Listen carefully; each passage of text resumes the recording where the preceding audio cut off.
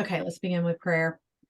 Kind and gracious Heavenly Father, we come before you after a week of focusing on thankfulness and gratitude. You are who we are most grateful for and grateful towards as well.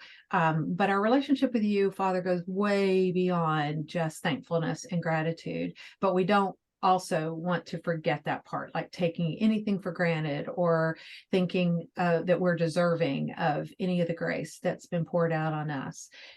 We want to catch that balance always, but that you are so much more than what you do for us. You are Creator God. You have provided all things. You are in a relationship with us. You also have commands and things that we are to follow for our good. We are to interact with others as a result of having this relationship with you. All of these things we want to be reminded of. And today, as we go into this lesson, as always, we don't want to leave changed. We want to see what it is that you would have us to see. We want to and bring it into our lives, rip out the things that don't need to be there, and just walk in your light and according to your ways. Again, not in a form of legalism, not in a not doing, like we're not defined by what we don't do all the time, but we're defined by the love that you have poured into us and that we can pour out to others. Just guide us through that, guide us through this lesson, and have us draw those conclusions. And then next week we finish up this study, which is amazing, and we're going into one of the best seasons of the year, where we are remembering and celebrating Jesus's first coming as we anticipate his second coming. So as Advent has started, the season of what we call Advent is that anticipation, and we thank you for that. Sometimes we get distracted by all the gifts and the stuff we do, but all of that can also just be incorporated in a wonderful part of this celebration. Just help us stay on track in this lesson and in the future season. We thank you for it all and ask for it all in Jesus' name. Amen. Okay, so we got somebody else. Hang on, let me let her in. Okay, so we have had a busy week. I hope you were able to get your work done. It was a very good study. It was one that was on my mind throughout the week, and then now we're coming together to discuss it. And we do have one more lesson. And again, Lord willing, and nothing comes in between, we plan on having that discussion next Tuesday, and then we will take a break. And we'll come back in January at some point. I will set it, I'll give you I'll send emails, so be looking for those. And you've got all the emails with all the links. So if you need to catch up on any of the videos, they're there. Or if you just wanted to revisit one, you can share those with friends if you feel like it's pertinent to them. But this is just not something like the K video, the lecture. We cannot share that in a really public way. I have the permission to share it with the people like in this group, but we're not trying to hoard that or hide that from people. And also remember that as we're going into the next, and I don't know what it is yet, I haven't figured that out yet, haven't taken time to think about it. I have a couple of people that have asked for certain things, but you have permission to tell me something that you might want to study, and I'll take it in consideration. I'll look at the number of weeks. That's one of the things I do. And then just sometimes God just shows me maybe through one study what we should study the next time, like what comes to mind. And anyway, we'll figure out what we're studying next, but you can invite people to this. Some of you found this through the Precept website. I will register. I'll try to remember to register the next study on the Precept website, but you do not have to. From this point forward, you're connected to me. You don't have to register. There's no advantage or disadvantage to registering through the Precept website. Like I don't get paid regardless. I mean, I just don't. So it's a wonderful tool that Precept provides for people to be able to find classes. That's really all it is. So it's no official something that you have to do. Okay, somebody needs in. Okay, there we go. All right, I was looking to see if there was a chat, but there's not. Okay, so as we begin this lesson 6 of our first, second, and third John study, we want to do a little bit of review, especially it's always, even just a week later, we need to get our minds back in. We've had throughout this study of all 3 of the books, and especially the first John study book, we've had certain key words like fellowship. Who primarily are we in fellowship with?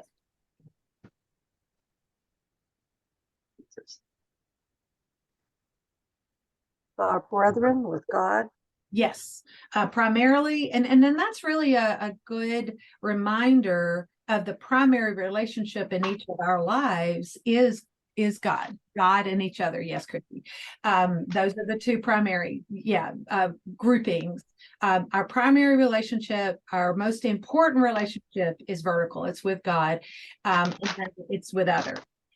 In your life, that might include your number one human relationship outside, after your primary relationship with God, is if you're married, is your spouse. And again, sometimes we get this mixed up and we think it's our children, because children are important and have great needs, but children are not your primary. In your human relationships, it's got to be spouse first. Secondarily is your children, and then it's outside the family. It might be extended family, it might be neighbors, it might be friends. God puts people in our lives for a purpose and a reason, and maybe that purpose and reason is, for us, but it also could be what we're supposed to minister to others. And it might be that sandpaper to smooth off the edges. Love those, right? Another word that we looked at throughout this is light. God uses these things that we understand. I mean, you can even see a shadow here because there's sunlight coming through the windows, or I've got a light on above me, or maybe I've got a lamp on, or whatever. We understand. If you're sighted, you understand what light is. You understand light in contrast to darkness. God uses that, and in this case, God is light. And we are to walk in the light as he is in the light, and that way we can have fellowship one with another.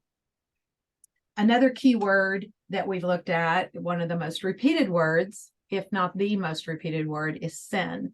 It is something that we're aware of, that we each struggle with, that is the basis by which we needed salvation. And in the case of these books, there are people that are coming in that are, he calls them deceivers, and they are professing to not have sin, to never have had sin, basically dismissing or putting sin in a category it doesn't belong. And if none of us, if we begin to think that we have no sin, then we have no need for a savior, and that's a very dangerous place to be. But instead, we know we do sin, and we have sinned in the past. He's paid the price for that. We've received his salvation. But in this portion of time, from our salvation to before our eternal glorification, we are in the time of sanctification, meaning we are being made more and more and more like Jesus. We participate in that, and God has granted us righteousness, therefore we can. But in this time, we might sin, and when we do, we confess our sins. And if we confess them, agreeing with God about them, verbally speaking it out loud and asking for forgiveness, he is faithful and righteous to forgive us our sins and cleanse us from all unrighteousness. Wonderful, wonderful promise. Another word is the word know, K-N-O-W. It's not just about knowledge. It's about experiencing, having a relationship with. And we have done charts on what we can know and how we can know it. And there's a lot of other times in these books that the word know is used without that, what we know and how we can know it. But one of the things that we can know is that we know him. And we know that by whether or not we are keeping his commandments. And we know that his love is perfected in the one that keeps his word. And we know that we're in him if we're walking as he walks, walking in the same manner. And so these are some of the things that we found out. Another word is abide. We know the word abide means to dwell or to live in.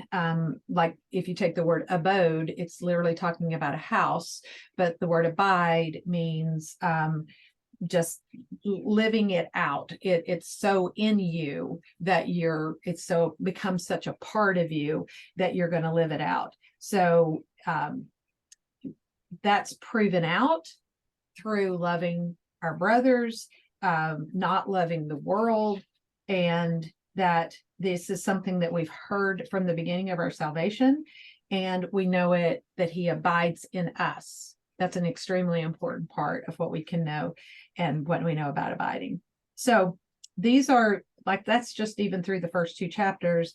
And the third chapter talks about understanding the difference in those who are born of God and those who are children of the devil. And there's a huge contrast, and we can see those differences. But we also know that Jesus laid down his life for us, and we know love based on that. So that gets us up to chapter 4. Just a quick review to kind of get our minds back into where we are, because none of these chapters are taken out of context. Now, as you looked at chapter 4, there are two big categories being talked about, like basically in the two big paragraphs of this chapter. What is the first paragraph about, and what is the second paragraph about? What are the two main subjects here?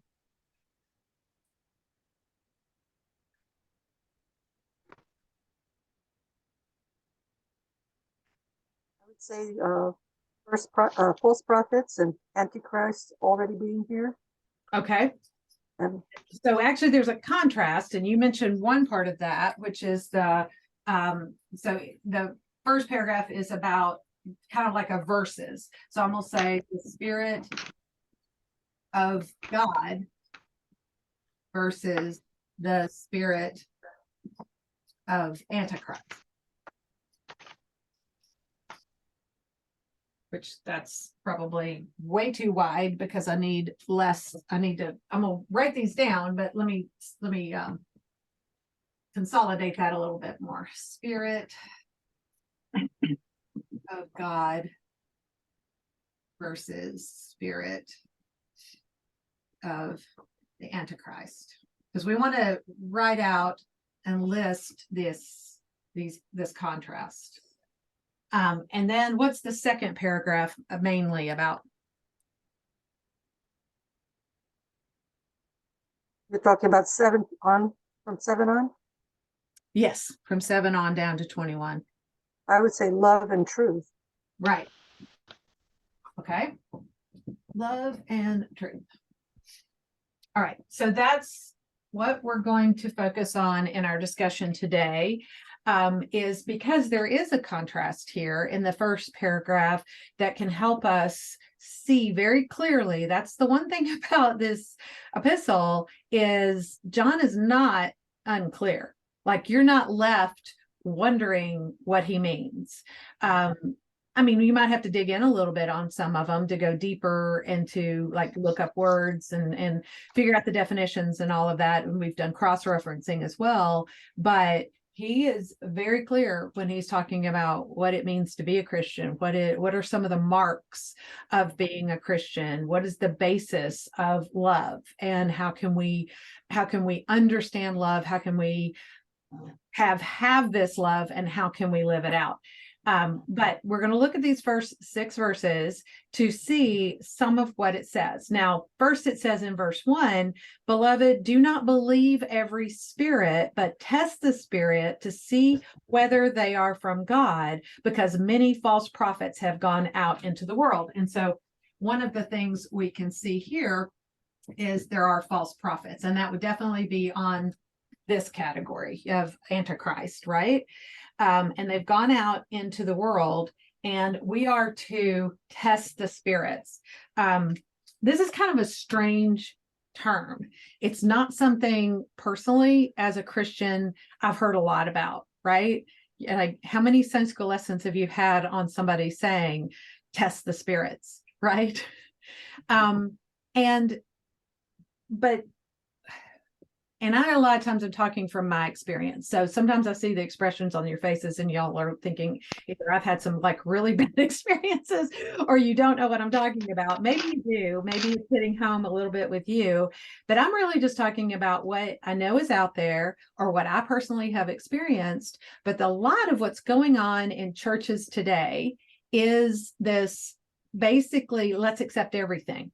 Like the world has shouted us down and said we're wrong to be absolute about things. Okay, so Christy says, my mom used to frequently admonish us to test the spirits. Very good. Good for your mom. I have often said to my children more so about like self-examination, test yourself in a sense to see if you're in the faith. I mean, Paul talks about that.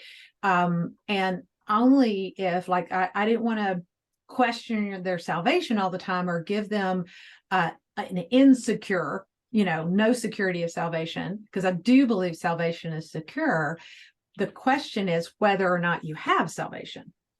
And there's a lot of people in churches today that they're not living, that we know some are just like absolutely not living right. I mean, that one's really obvious, but there's other people that, seem to be nice, seem to be okay.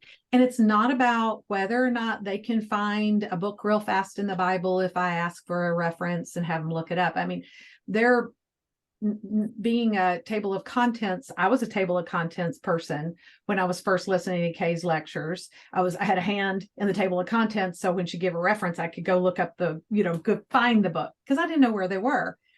I don't have that problem now just because of 30 years of doing this. That's not a test of whether or not I'm a better Christian than somebody else if I can find a book of the Bible or know how to pronounce certain things. It just really speaks more to length of time and my time in the Word. But sometimes when you're talking to somebody, you realize that they don't have a basic knowledge of very important and elemental necessary doctrine, right? Or they're contradicting elemental and necessary doctrine by, let's say, something very broad, like there's others ways to God besides Jesus. Yeah. That's a biggie, right? I've encountered it.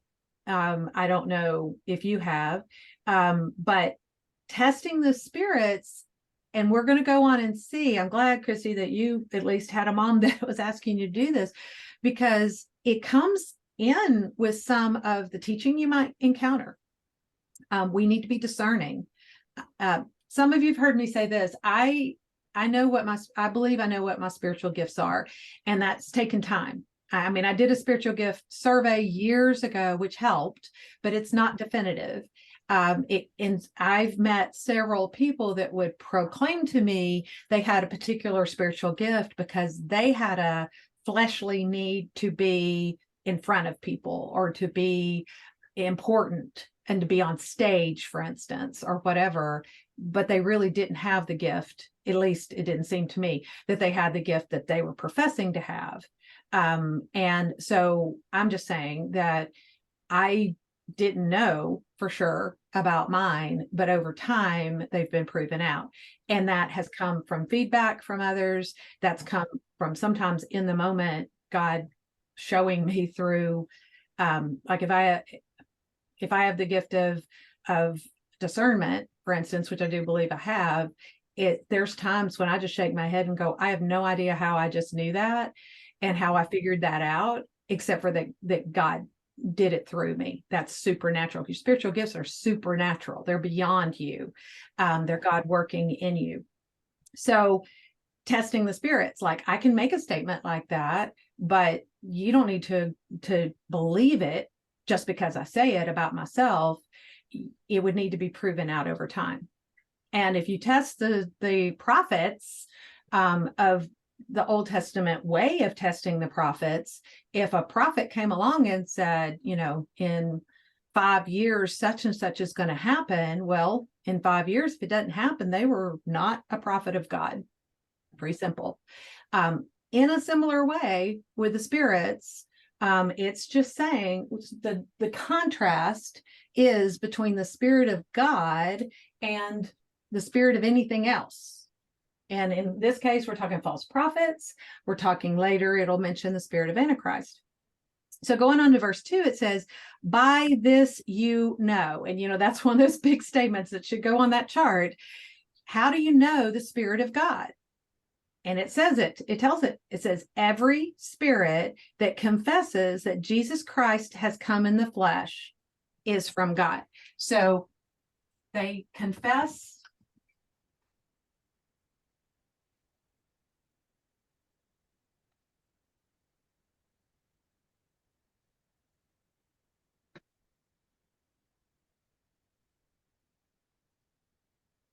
That is a spirit that is from God. And when you take one verse and you set it up as like your test, your litmus test for things, you can get into trouble. So just be aware that this would be something that isn't just, because remember, confess isn't just saying something. It's not just, because I could give somebody a script and they could make this statement, but they don't necessarily mean it. So the confession is really more, are they living it out? Is it a proofed in their, has it been proved in their lives? Because again, you could have someone who has the spirit of Antichrist that is a false prophet that would make this statement if it was necessary to gain your trust or to get in your club or to be a member of your church or whatever else you want to put at the end of that sentence.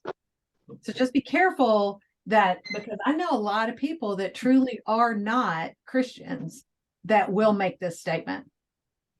They believe that a man was born. They believe his name was Jesus. He lived in a certain period of time, and they acknowledge that he is Jesus.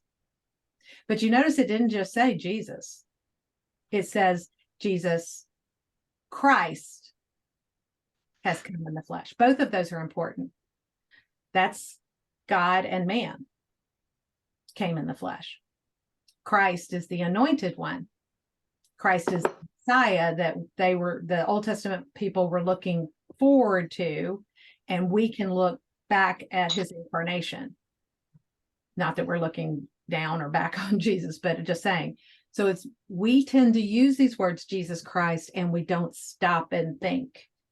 It's not just saying a man was born and lived in the flesh. He's saying Messiah has come in the flesh. And we know, for instance, that by and large, those who profess to be Jews are not believing this.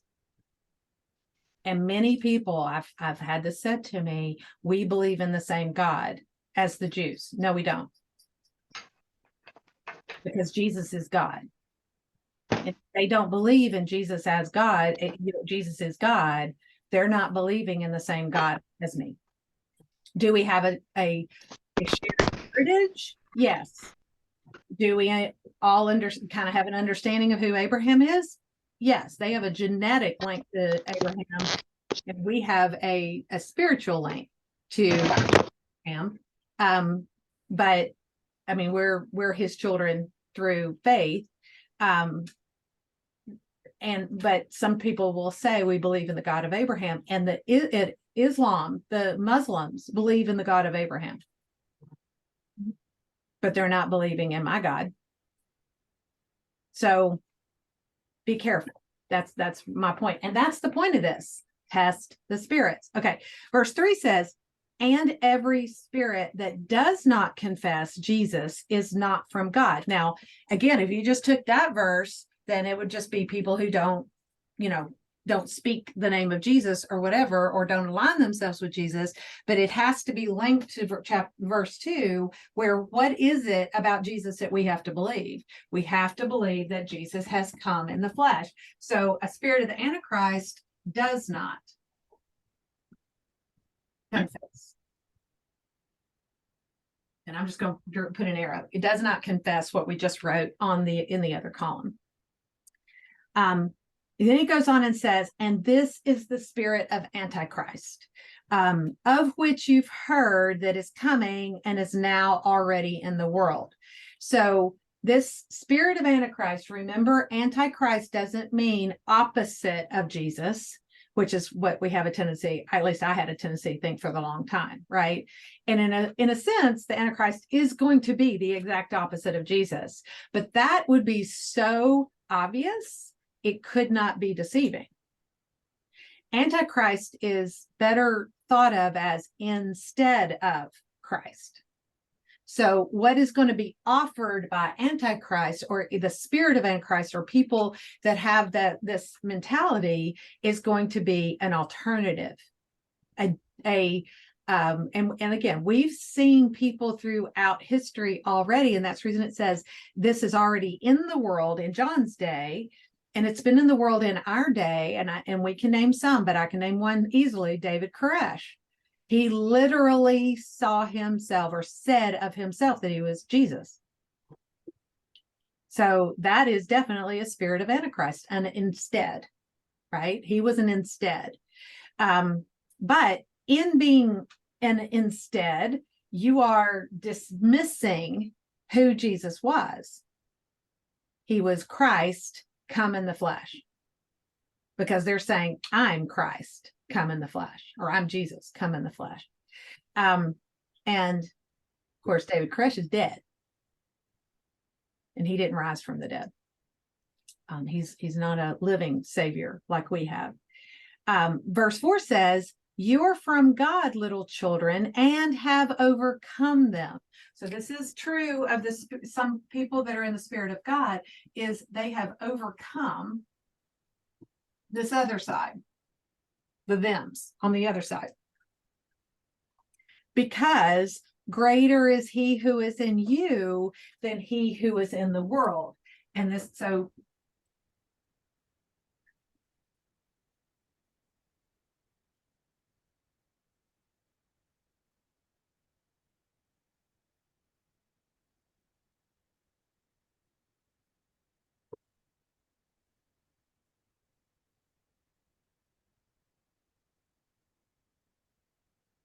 and this is a very familiar verse. So again, it's one of those that sometimes, because it's so familiar, and it has usually been just quoted, that one verse, that we have to stop and now put it back into context. Not that it changes it completely, but putting it back into context, you begin to understand that the one that's in the world is the spirit of the Antichrist, that is a false prophet, that is not confessing Jesus has come in the flesh. And guess what? We have inside of us the one that's greater than that. Right? And as a result, we can overcome. We kind of fail to remember that part. We have a tendency to feel overwhelmed, or get bowed down, or feel like they're stronger, because they're usually louder and they're a lot of times more physical, or they're dangerous, whether, or they're make us uncomfortable, however you want to put it. Do we really walk about in our day-to-day Christian lives as if we are more than conquerors? Or do we kind of keep quiet because we really don't want the conflict, and we don't want to confront? And, how are we really living our lives? Because we need to be walking around as overcomers, and understanding that the power that's in us is the power that came out of the grave. Resurrection power lives in us. And then it says, they are from the world. Notice it said here, that they have in them, or they have with them, the one that is in the world, but they are from the world, therefore they speak as the world, and the world listens to them. And in contrast, we are from God.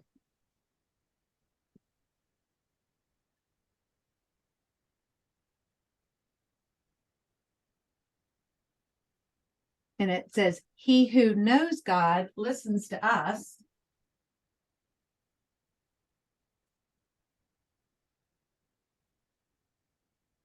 And who is not from God does not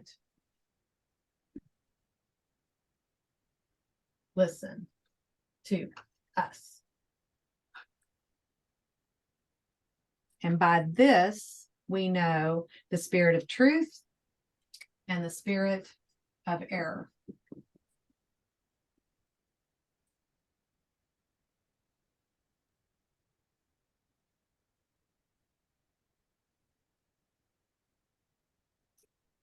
How do we know the spirit of truth and the spirit of error? It's right there. It says, if we listen to the us, and the us would be John specifically writing to this group of people, but it's also the word. Now, John is speaking truth, and he's speaking all of the truth. Like he spoke it from the beginning to this group. He wrote the Gospel of John. He wrote these epistles. He wrote the book of Revelation, and not just that, but he walked with capital T truth. He leaned against Jesus's breast. He was that close to Jesus. And he, we believe, was the only one of the original 12 that lived through. And he was on the Isle of Patmos. We believe he was tortured there, maybe even possibly dipped in boiling oil, which would be horrifically painful. That's tradition. We're not real sure, but that's what would have happened in that era, possibly where he was. So we believe that's possible of him. But he lived where Peter was crucified upside down, James was killed, others, we know what happened to them. John lived into the life of an old man. And so he experienced this. He talked to these people. So when it says listen to us, it's hopefully talking about listening to us, like you and me, but it's really talking about this. It's talking about listening to this, listening to the word, listening to the truth. But we've got to be able to discern what we're hearing.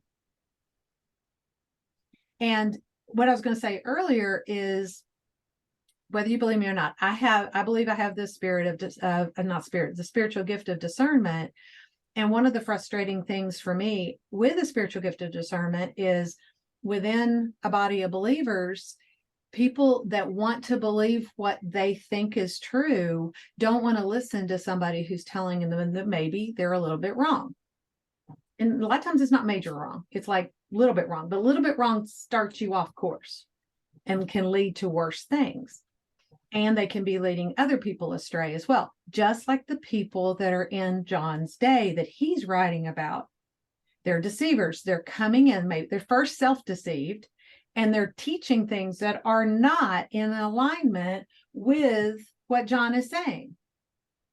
We saw in 2nd John and in 3rd John, I think it was 3rd John, where he calls out this one guy named Diotrephes,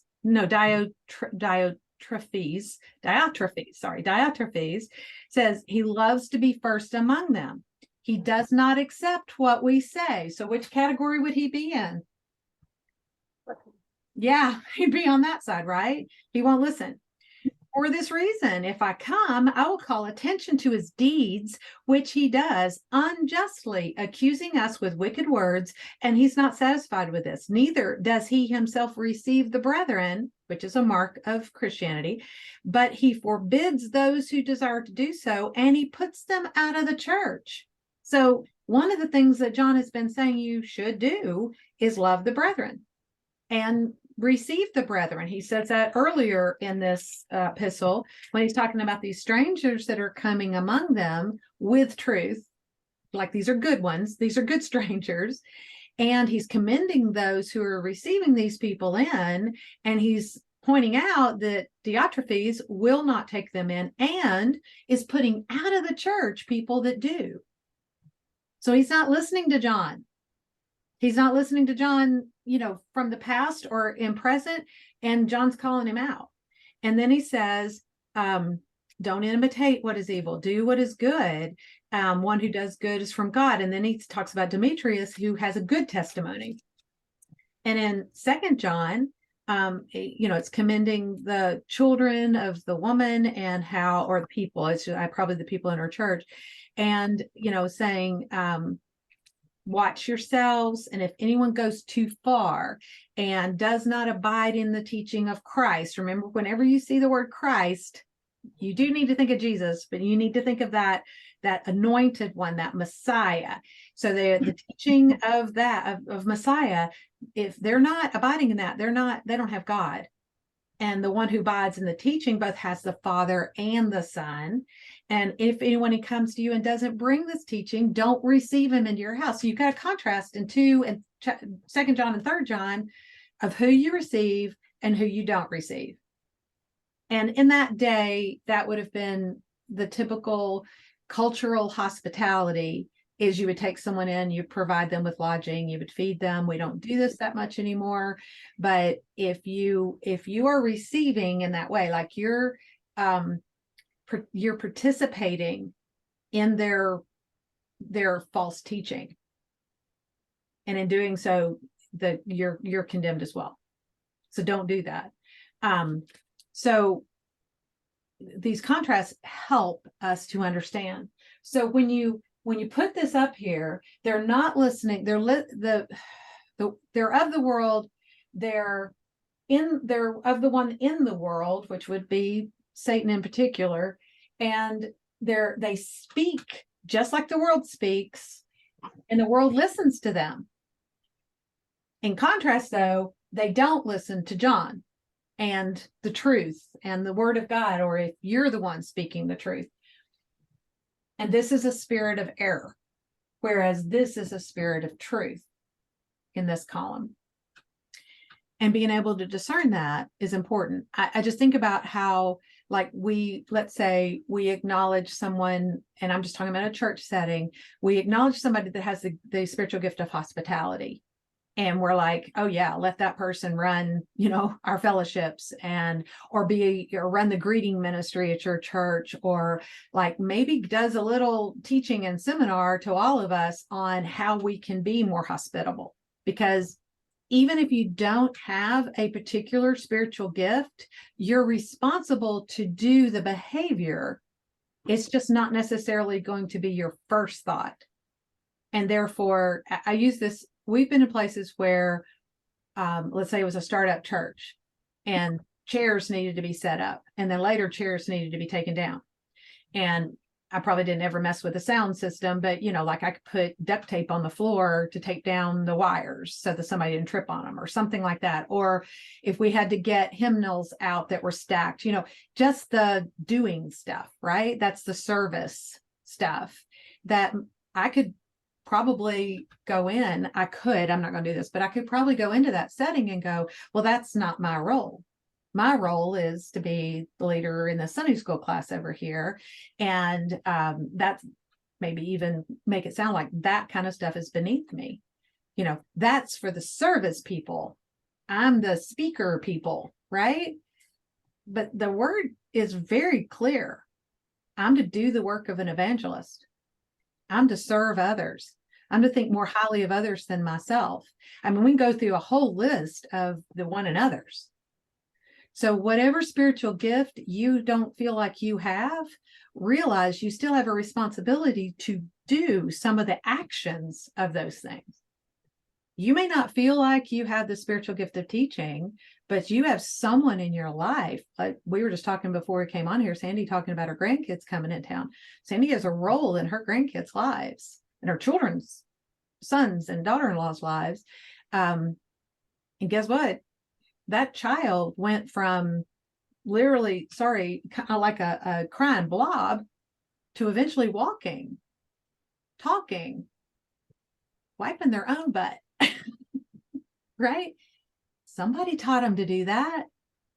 You had a role of instruction in your children's lives, and that doesn't end. We now have to ask permission, but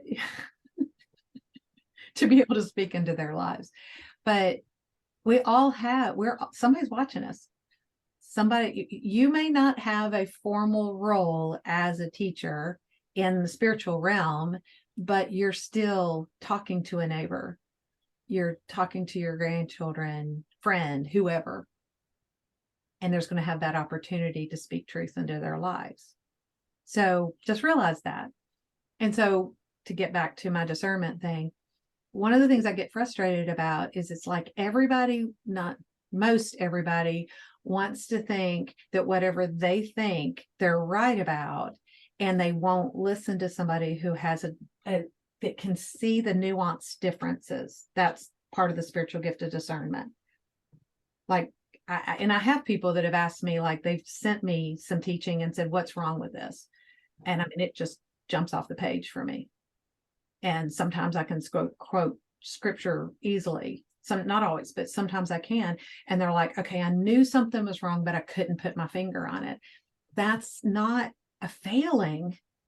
That's reaching out to a person who has the giftedness that would fill up that role for you. And yet, if I point out false teaching, I get a lot of pushback a lot of times. And one of the statements is, who are you to think that you can know more than me? And I'm like, I'm not saying I'm better than you. I'm just saying that God gives me this gift. And basically I want to say you should listen. But anyway, listen to those that have the gift of discernment.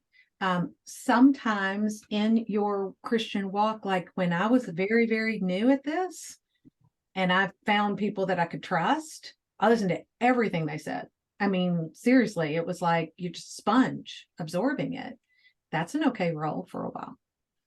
Paul does say you need to get on the meat eventually on your own and not continue to drink the milk. Okay, so there's this contrast. There are these differences. And as a result, if it's clear, then if they're in this category, they're not saved. They're of the world. They are listening to the world, and the world is listening to them. And if it's real clear, for instance, that they're not professing that Jesus Christ came in the flesh, they're definitely of the spirit of the Antichrist. And they're false. They're false prophets, false teachers, deceivers, as he's talked about so many times in this. And we saw in a previous chapter that we're not to love the world. We are not to love the things of the world, and they are from the world. The world is very much crept into the church as very little discernible difference in our actions and the world's actions. And I mean that as a whole, but we need to individually be looking at our walk. Now, in verses 7 to 21, the main subject is love and truth, can't be separated. But we want to write up here what we learn about love. And we looked at the first time that love was used in the Bible, and that was in Genesis chapter 22. I didn't realize it was going to be in our lesson. I mentioned it last week. I think I said Genesis 12. I knew there was a 2 in it, but it's Genesis 22. Tell me, what's the main subject of Genesis 22? What's the story going on there?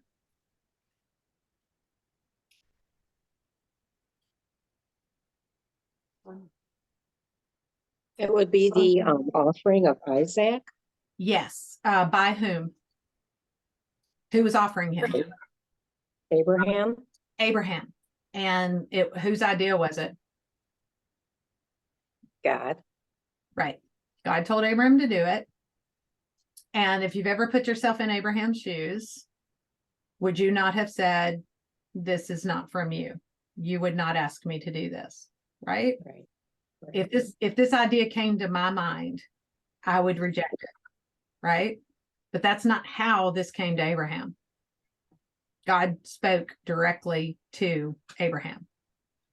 So there was no doubt who said this. There was no question about it. What was Abraham's response?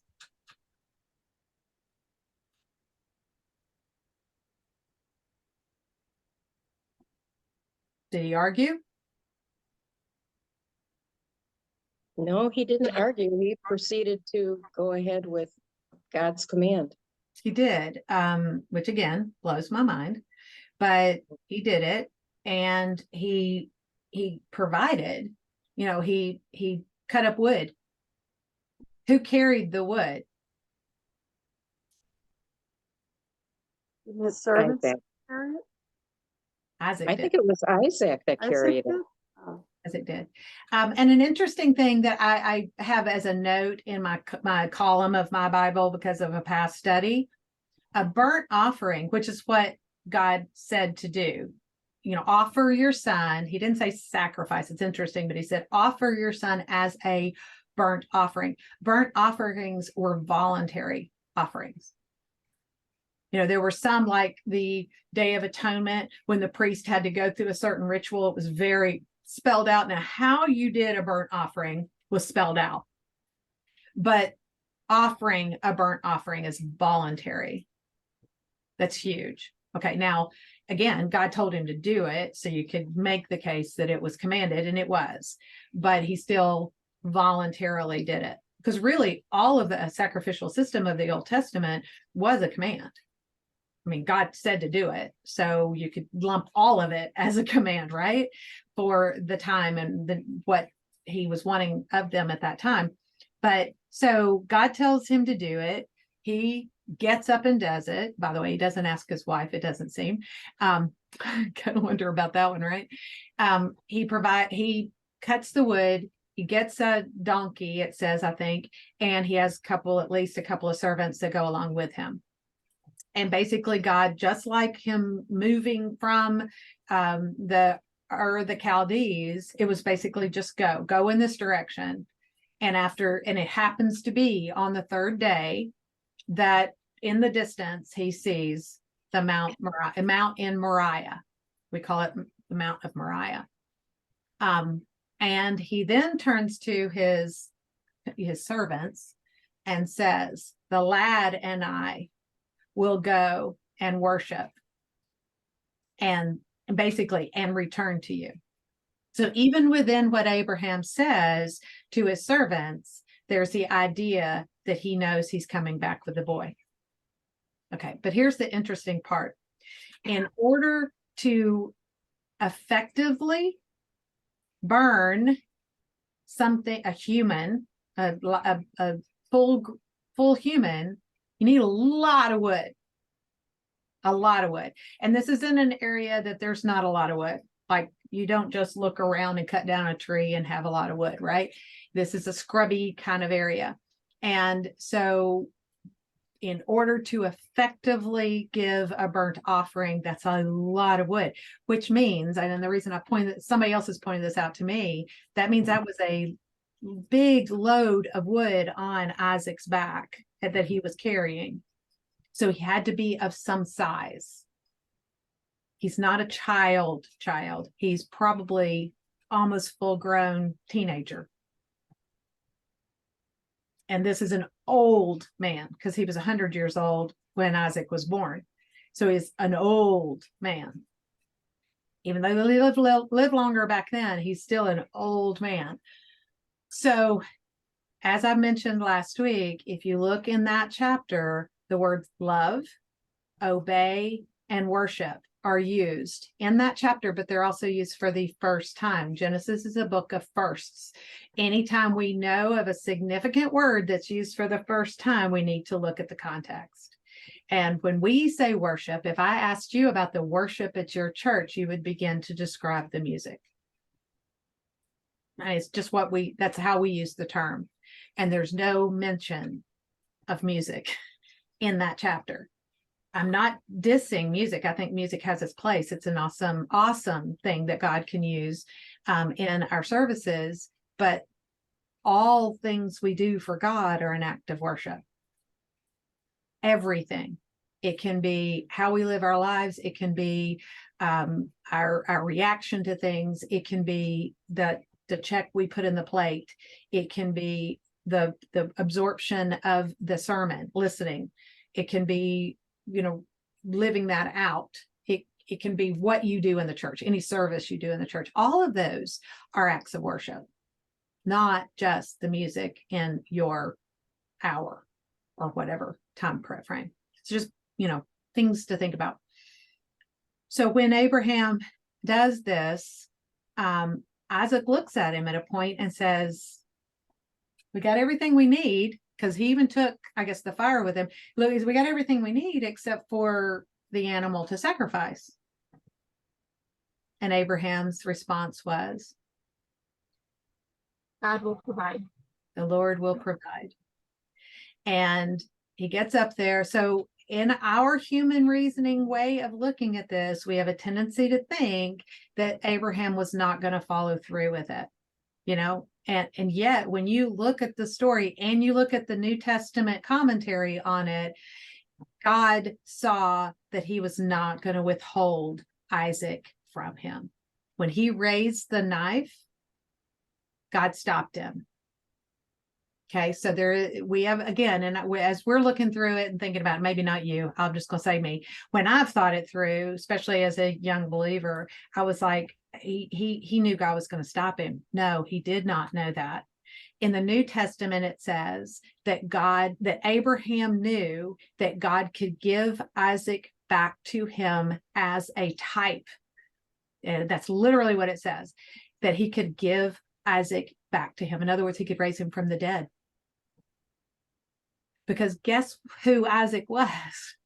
He was the child of promise. He's the one that when we now know angels, but when the visitors came and spoke to Abraham and said, your wife Sarah is going to have a baby this time next year, and Sarah laughs, she overhears it, she laughs and is kind of rebuked for it. Abraham's like shaking his head going, I'm 99 years old. She's 89 years old. Her womb is closed and I'm not capable of siring a child anymore. New Testament tells us that as well. But they said, God said through these messengers, it's going to happen. And you're going to call his name Isaac. So it wasn't Ishmael. It wasn't that God could let him kill Isaac and he'd give him another child, because he could do that. And he did give Abraham more children after Isaac, but it wasn't any of that. It was this child. This child is the child of promise. This child is the one that God was going to pass the promises through. This child is the one that God was going to having made a covenant with Abraham, he was going to make a covenant with Isaac as well.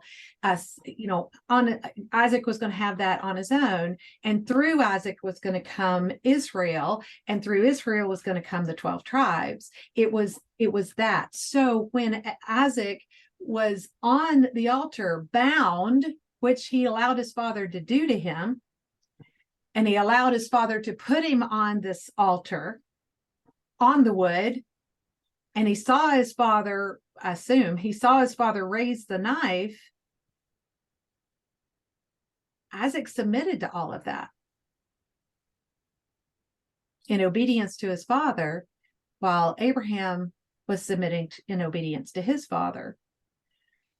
And God stopped him and said, because it says he was testing Abraham, which we don't like to think of God testing, but he did. And he said, you proved that you would not withhold your son. And he had already said, this is the son Abraham loved. And he's considered his only son, even though he has Ishmael, but Ishmael was not the one. And God had recognized Ishmael, but Ishmael was not the child of promise. Isaac was. So his child of promise, his child of his heritage, his child of everything that he was resting everything on.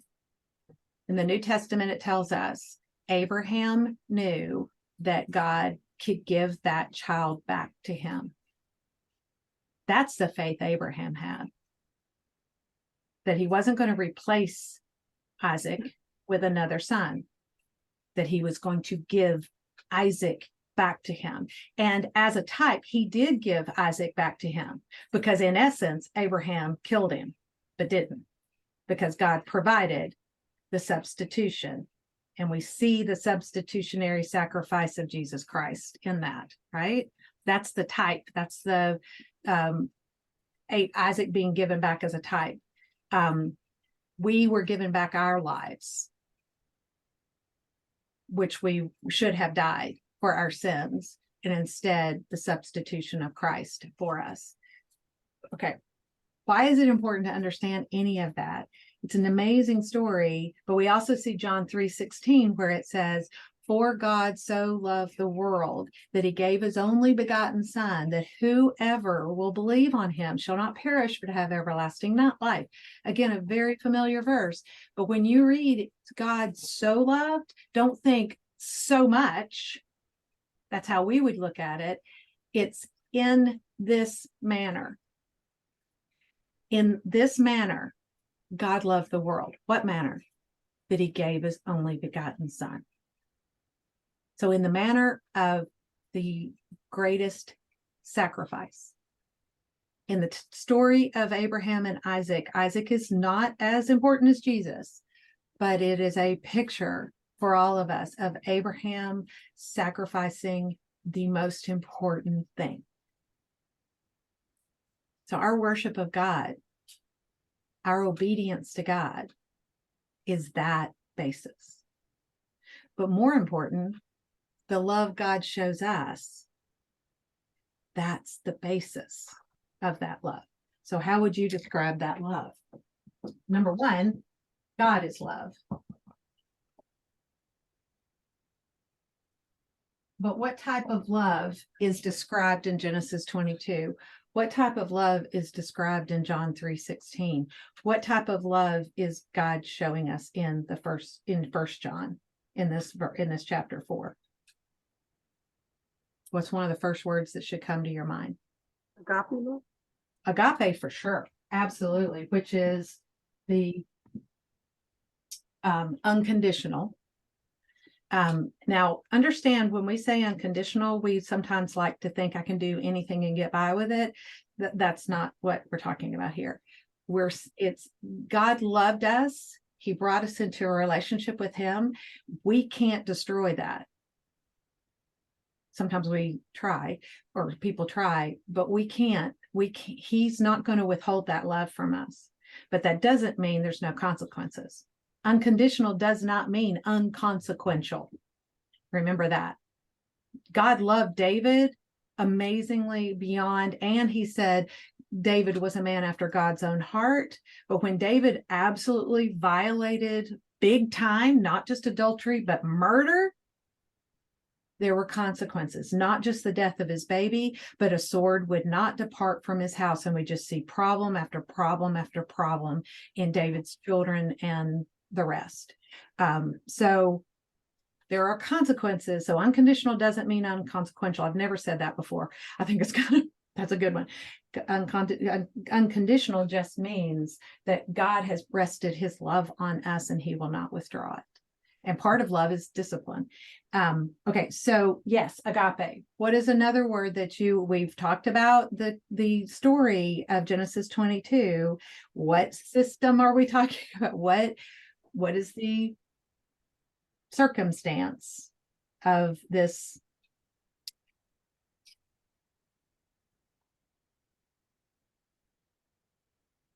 sacrificial? The love that we're talking about is sacrificial. Now, we can talk about that from us. What do we need to sacrifice? And certainly we need to think about that. But the basis of the love that God has shown us and he's talking about here is the love he proved out through giving up his one son and Jesus dying for us. We know that. We're glad about it. I mean, we're not glad that he had to die. We're not like putting him on the cross, but we're grateful and glad that that has been provided for us. So we don't forget that. But I want this just to rest. I want this just to really resonate for a minute, because the rest of this chapter is about the love we show others. And what is it based on? The love that was shown us. So sometimes we'll make statements like, but I'm not supposed to be a doormat, right? I can make a better case for a Christian being a doormat than I can make a case for Christian not being a doormat. What did Jesus say? Turn the other cheek. Walk the extra mile. Give up your outer garment to have somebody, to meet somebody's needs. Agape is the type of love that meets people's needs. We had seen in a previous chapter, hating your brother, but it also talked about a nuance, and that was, you see a brother with a need and you harden your heart to that. That's not love. But notice it's needs, not wants, because sometimes giving to people's wants enables and cripples. So giving to wants is not what God is. What God does give us our wants too, but that's not necessarily what we need to always be focused on. So when it says, verse 7, beloved, let us love one another. Okay, so we're starting there, loving one another, right? Seen this before. Important concept. I contrasted it to what we saw in Diotrephes, where he was not loving those that were coming there, not taking care of their needs. And then it says, for love is from God, and everyone who loves is born of God and knows God. So love, it's a proof that we are born of God and that we know God. Again, this is the experiential knowing. The one who does not love does not know God, for, as I've already written, God is love. He is the definition of love.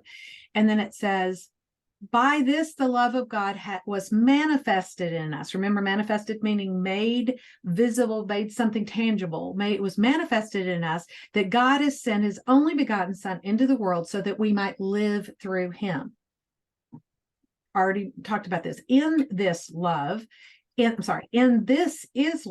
not that we loved God, but that he loved us and sent his Son to be the propitiation of our sins.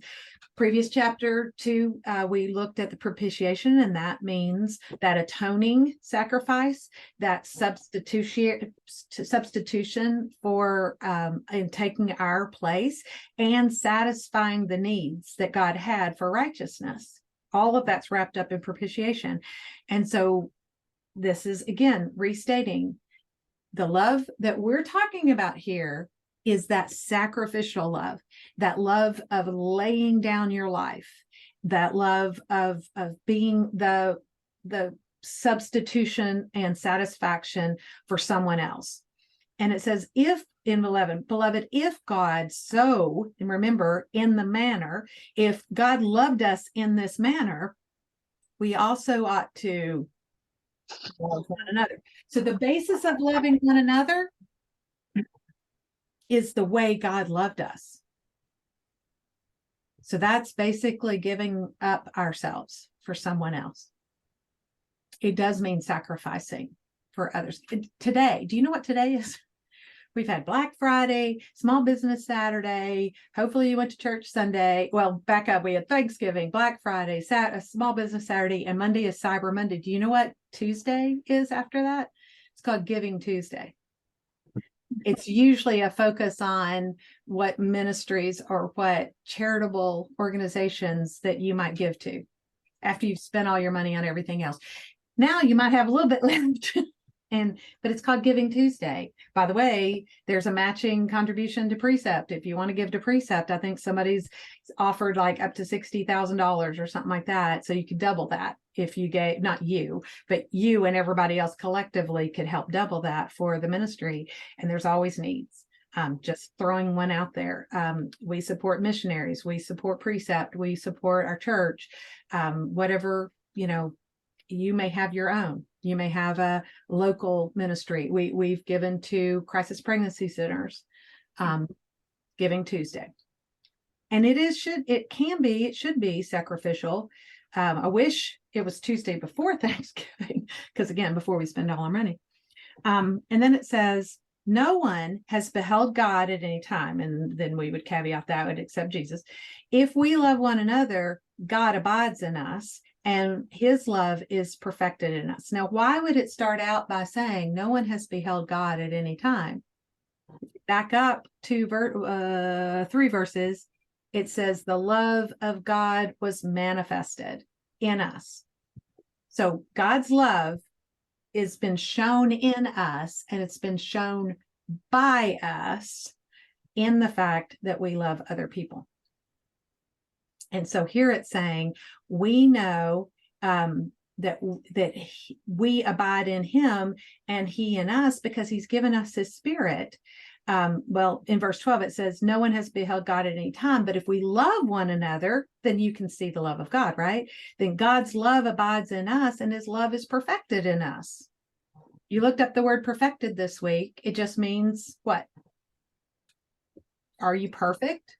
That's not what it's meaning in the way we use the word perfect. I'm not Pure and total. Total, right? Complete is And, another word. Yes, completed. Yes, Christy. That's what it means is finished or completed. And it's one of those already but not nows of our Christian walk. And again, the sanctification process. At our point of salvation, we have everything pertaining to life and godliness. We've been equipped with everything. We're already considered a saint. We're already considered perfected. We are already considered holy, but we're in the process of getting there. That's the already, but not yet. You know, we're still working on it. It's being worked out in us. We're becoming more and more and more like Jesus, but we're not there yet. But his love, because that's not based on me, his love is perfected in me. It's completed in me. It dwells in me. And as a result, it should come out of me. And it says in verse 13, and we know this by this, that we abide in him and he in us, because he's given us his spirit. And we have beheld and bear witness that the Father has sent his Son to be the Savior of the world. That has been made obvious, like that has been shown. I was just checking the chat. And then whoever confesses that Jesus is the Son of God, God abides in him and he is in God. So we could put that again over here on this column, is not only confessing that Jesus Christ has come in the flesh, but confessing that Jesus is the Son of God. Because again, if you go back up to those verses, it says, if you have the Father, you have the Son also. So this is part of it. And we have come to know and have believed the love which God has for us. God is love. Here it says it again. And the one who abides in love abides in God, and God abides in him. So these interlocking truths of we're understanding what abide means, and all of the ways this works out. Again, God abiding in me and me abiding in his ways, abiding in him. It goes both ways. And it's an incredible truth, but it also, it also leaves us with no excuse. Like, we don't get to live like the world. We don't get to talk like the world. We don't get to love the world and the things of the world. We don't get to have the lusts of the eyes, the lusts of the flesh, and the boastful pride of life. We don't get to sit somewhere in here and feel like we can bridge and sit on both sides. There's no fence to sit on. There's no median to stand in. It's either or. It's not both. And we have come to know and have believed the love which God has for us, for God is love. And the one who abides in love abides in God, and God abides in him. By this, love is perfected with us, that we may have confidence in the day of judgment, because as he is, so also are we in this world. Not just someday when we're out of this world, not just sometimes, but as we're in this world, because we have confidence because that love is perfected in us. It's completed in us. And then it says there is no fear in love, but perfect love casts out fear, because fear involves punishment, and the one who fears is not perfected in love. Those two verses, I had to just like sit on them for a little while and kind of make my, like, okay, you've got in the verse 17, you've got love is perfected. And then you've got in 18, perfected in love. And I've circled those with blue, and I have a line that connects them because they're the same thing. They're similar. They're a comparison. But here's the contrast. We either have confidence in the day of judgment, or we're living in fear. We're living in fear of punishment. Right? And we know there is therefore now no condemnation for those who are in Christ Jesus. I hold on to that truth, and I love that truth, but it's based on what this is saying. It's based on the love that God poured out on us, the love that God acted out for us, the love that God placed inside of us, and the love that he has completed in us, and the love that now lives out from me and can be seen and can be known and can be shown. And we don't live in fear. So this is not saying there's nothing to fear in this world. There's some scary things, and we're going to have fears rise. But if you do feel like you're a person who lives in fear all the time, then you need to get to the source of that. I mean, it literally could be a hormonal imbalance that's causing emotions to be out of control. It could be what you're eating. I mean, it can be that practical, it can be very practical. Some people seem to have a nature that's more filled with anxiety than others. Not condemning you for that, but in 2 Timothy, it says God has not given us a spirit of fear, but of love and a sound mind. And there's one more, of something and a sound mind. There's one more. Somebody can remember it, but it's this idea. And it's an ultimate in the sense that this confidence is in the day of judgment, but it's a confidence I can live in now. I can live in this confidence, and it's going to be lived out in this world, and understanding that we have overcome, and greater is he, the love in me, than the devil in the world, or any person in the world. Fear of man should not be part of my life. Power, thank you. Yes. God has not given us a spirit of fear, but of power, love, and a sound mind. Yes, thank you. I knew there was one more. Power is important. Verse 19, we love because he first loved us. He's already said this before. And I think for me, this was a turning point in my understanding of salvation and Christianity. Is I probably thought I came to God. You know, I did them this huge favor, right? I presented myself, right? There was a moment. I have my story. You have your salvation story.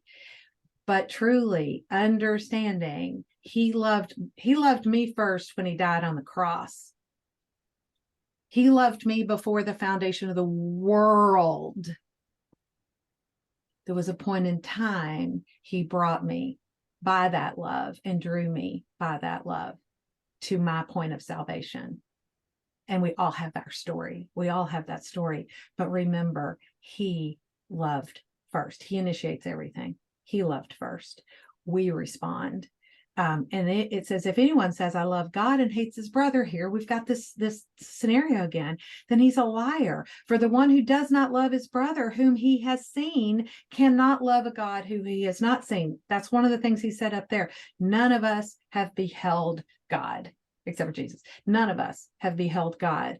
So it's really a practical thing, right?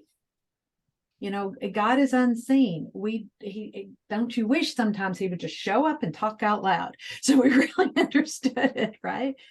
But he lives in me. There's not a momentary thing that I have with God. I have a constant in me. thing with God. And then verse 21, it says, and this is the commandment we have from him, that the one who loves God should also love his brother. It comes right back around to loving one another. One of the proofs, one of the major proofs of this love abiding in me is it's going to be poured out to other people. And I believe there can be categories of that. You know, Kay has mentioned it's everybody. I agree with her. It's everybody. That God so loved the world. Doesn't say he so loved those that were going to be his. He so loved the world that Jesus came, and the price he paid for all sin for all time. Unfortunately, is not effectual to everyone, because not everyone is a believer. Not everyone is a sinner, but it was sufficiently paying the price for all sin for all time. That's how much God loved the world. How much should I love the world? Not the world and the things of the world to be part of the world, but the people in the world I am to love and put up with and be hurt by and be maligned, be lied about, be treated horribly, be treated well. I mean, there can be the positive as well. I'm just trying to get to the really bad, but this is an important concept, and it all goes back to the basis of love isn't feeling. It isn't warm fuzzy. It isn't if I feel like it, if I want to, if they're being nice to me, you know, any of those ifs. It's not based on that. Because Jesus, we looked in Romans, and the words used to describe us as what we were like before: ungodly, sinner, helpless. As Americans, we don't like that one. Enemies of God, spiritually dead, destined for wrath.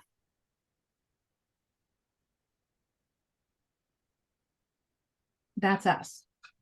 That was us. All of us. Every one of us.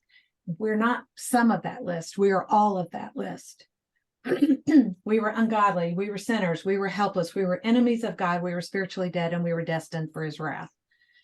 That's the person that Jesus died for. Not the cleaned up version, not the wonder what I could have been, not the I've got so much to contribute to God, not the he knew I was going to accept him. None of that is true. You got to look at this list: ungodly, sinner, helpless, enemy, spiritually dead, destined for wrath. That's who Jesus died for. That's who God loved and brought into a relationship with him. So you think about anybody in your life that you would put on that list in relation to you, not relation to God. Somebody that is your enemy, someone who is helpless, maybe homeless, we would even say, someone who's acting out sin all over the place, ungodly. We know they're destined for wrath, and we know they're spiritually dead. What am I supposed to do? Leave them to it? Or am I supposed to love them?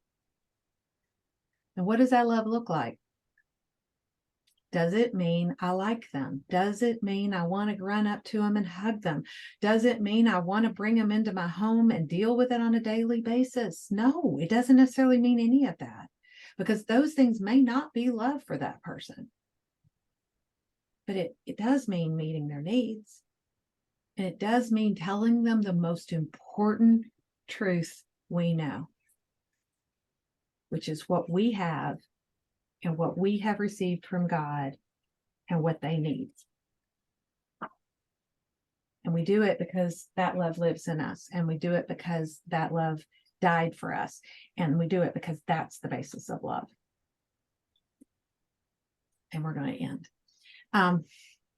it's an important thing. The idea of love is just really, I don't know about you. And again, I've been in settings where, I need to, recently, I had somebody talking to me as I was going into a situation where there were a bunch of people that have been really, really not great, have been really bad to us and have hurt us tremendously and done great damage to our family. And I was having to go into this situation, and man, I was like jaw clenched, not looking forward to it. Almost didn't go because of all of this. And this person just quietly and carefully, among many other things, said, "But how would you love them?" And I went, dang it. Because it comes right down to this. It comes right down to this. My responsibility isn't to change them. My responsibility is to love them. And that isn't a gushy feeling. That didn't mean I ran in and embraced them and hugged on them and pretended something I didn't feel.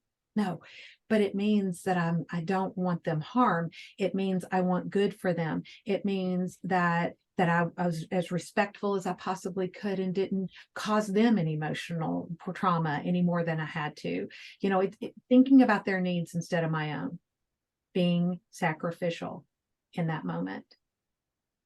And I'm just going to be honest with you, I had to work through that because I'm human, and I will be honest about all the emotions that I have. But the love we're talking about here is Jesus didn't run to the cross and put himself on it because he thought it was the most fun thing to do that day. He sweated blood, agonizing over what he knew he was going to go through.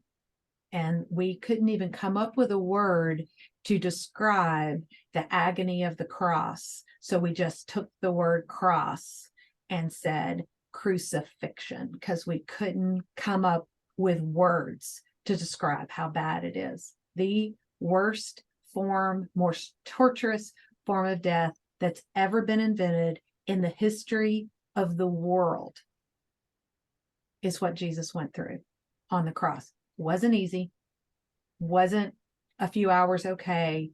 It was the worst ever created in the history of the world.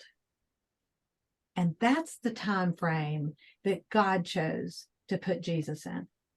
Not a lethal injection that just kind of put him asleep and stopped his heart. Just not easy, but the hardest and worst ever. And that's what Jesus willingly, burnt offering, sacrificingly went to the cross for us. Just blows my mind. And yet we're not willing to put ourselves out for 5 minutes for somebody else sometimes. All right. Well, we're going to end. Unless somebody has something they needed to question about or say. I'll look at the chat and see if I missed anything. Yeah, I didn't. Okay. We'll pray, and then we'll take a break and do the video together. Gracious and kind Heavenly Father, love that all love shows us. Thank you so much for not only what you've done, but for giving us an awareness of it, putting your words out there so that we can understand. Just ask that you will just take this, really make it resonate in us, and cause us to be reminded and live it out. Because we do have leaky brains. We forget these things. So we just need to be reminded over and over. It's the reason you repeat things over and over again. How John repeats things in here. And that we don't want to take these statements that we have heard many times that we know to be true, but we can gloss over them because we have heard them so many times. We need to just see the significance of them. Thank you for your written word that we have. Thank you for the study, the ability to read, the ability to study, the ability to go really, really deep. And thank you for the truths of what is all behind it. But also mainly thank you for living in us, being in us and teaching us and reminding us and allowing us to take part in showing that love to someone else. Because I can't do it on my own. Absolutely cannot. Don't even want to. Thank you for that as well. We ask you to take this lesson and again, just change us. and cause us to live it out, and be with us as we're listening to Kay's message, and in whatever way we need to change based on it as well. And then through the next lesson to complete this study, we thank you for everything and ask for it all in Jesus' name. Amen.